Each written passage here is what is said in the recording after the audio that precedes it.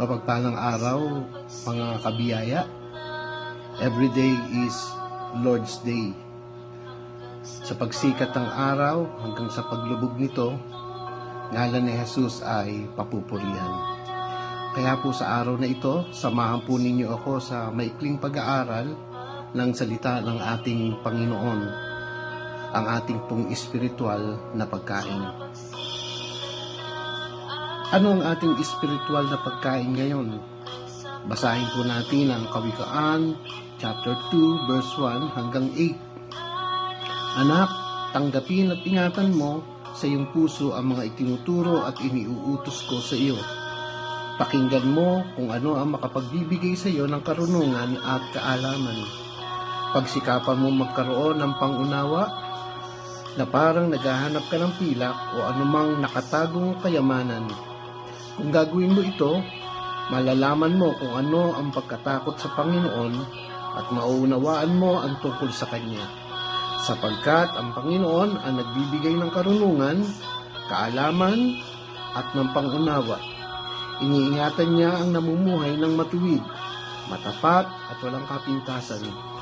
Binibigyan din niya sila ng katagampayan. Kung magpapasya tayong gumugol ng ilang minuto sa isang araw sa paghahanap ng kayamanan sa Biblia, anong ating makikita? Sumulat po si Solomon, kung hahanapin mo ang karunungan na parang pilak at hahanapin mo siya na parang nakatagong mga kayamanan, kung magkagayon ay maunawaan mo ang pagkatakot sa Panginoon at masusumpungan mo ang kaalaman sa Diyos. Kung magkagayon, mauunawaan mo ang katwiran at katarungan, ang katwiran at ang bawat mabuting landas. Yan po ay sa Kawikaan, chapter 2, verse 4 hanggang 5 at verse 9. Ang paglago ay hindi mangyayari ng sabay-sabay, ngunit unti-unti.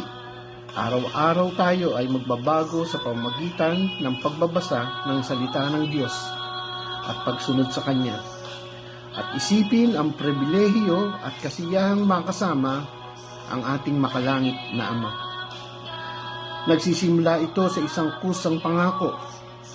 Nagpapatuloy sa mga kapanapanabik na pagtuklas at tumahantong sa kayamanan ng karunungan at buhay.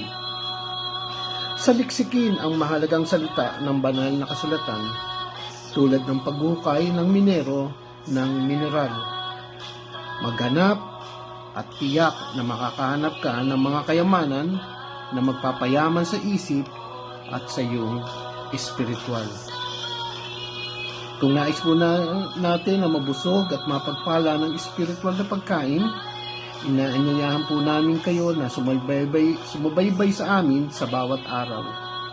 Maaari nyo rin po itong i-follow, like and share para mas marami pa ang mapagpala at maabot ng mabuting balita. God bless po sa ating lahat.